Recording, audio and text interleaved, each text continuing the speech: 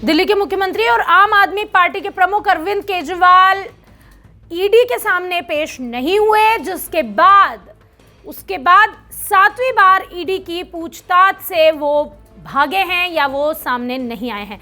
आपको बता दें कि लगातार जो ईडी है वो एक के बाद एक अरविंद केजरीवाल को नोटिस पे नोटिस दे रही थी या दे रही है, लेकिन बावजूद इसके इतने समन मिलने के बाद भी जो हैं अरविंद केजरीवाल हमेशा ही ईडी के सामने पेश होने से बचते रहे। ये 7वीं बार है जो उन्होंने ईडी की पूछताछ में सहयोग देने से इनकार कर दिया। इतना ही नहीं, आम आदमी पार्टी का ये भी कहना है कि भैया बार बार हमको ये समन मत भेजो। आपको बता दें, भारतीय जनता पार्टी पहले ही अरविंद केजरीवाल को अरविंद केजरीवाल भगोड़ा सीएम कहती रही है।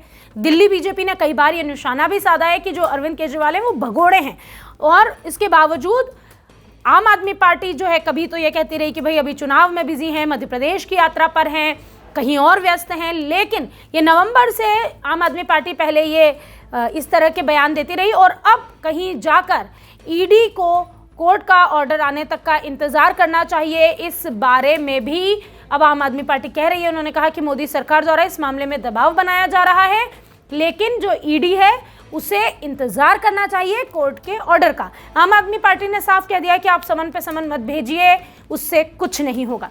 अगर हम एक न्यूज एजेंसी की माने तो आम आदमी पार्टी ने यह भी बताया कि दिल्ली के सीएम और आप के राष्ट्रीय संयोजक केजरीवाल ईडी के पास नहीं जाएंगे। आज जब वो ईडी के पास पेश नहीं हुए उसके पहले ही पार्टी ने ये बयान जारी कर दिया था।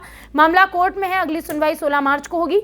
ईडी को रोजाना समन भेजने के बजाय कोर्ट के फैसले का इंतजार करना चाहिए।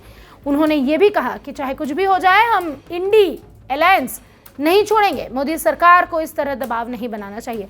तो ये एक आरोप लगाया गया है नरेंद्र मोदी की सरकार पर कि ईडी से ये जो जांच एजेंसियां हैं और ईडी जो है वो शराब मामले में, आपको बता दें कि 7वां जो ये समन भेजा गया है, ये शराब घोटाला मामले में 22 फरवरी को भेजा गया था, जिसमें 26 फरवरी को पेश होने के लिए कहा गया, लेकिन केजरीवाल नहीं गए और कोर्ट के ऑर्डर आने तक का इंतजार करने को भी कहा गया है। अब आपको बता दें कि इस पूरे मामले में जो आम आदमी पार्टी है वो आरोप लगा रही है मोदी सरकार पर कि वो सिर्फ और सिर्फ दबाव बनाने के लिए, ताकि वो इंडिया अलायंस से अलग हट जाए, इसलिए आम आदमी पार्टी के साथ इस तरह का व्यवहार कर रहे हैं। वैसे हम आपको बता दें कि दिल्ली के सीएम इसके पहले 6 बार अलग अलग कारण दे चुके हैं।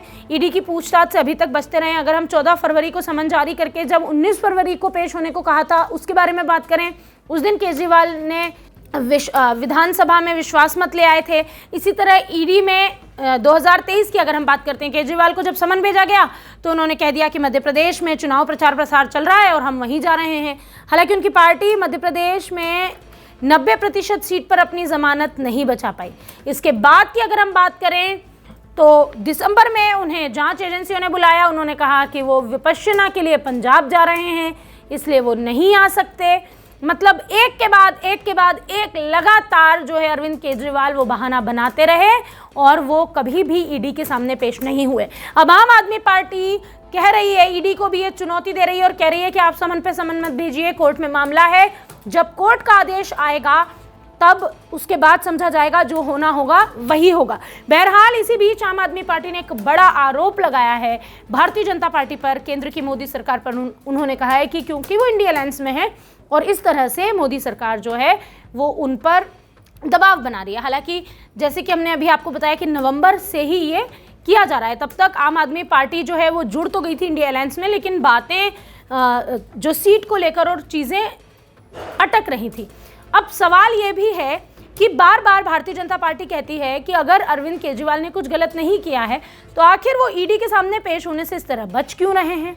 और अगर इसी तरह अरविंद केजरीवाल बार बार लगातार ईडी के समन को अनदेखा करते रहे तो इसका परिणाम क्या होगा, ये भी समझने वाली बात है।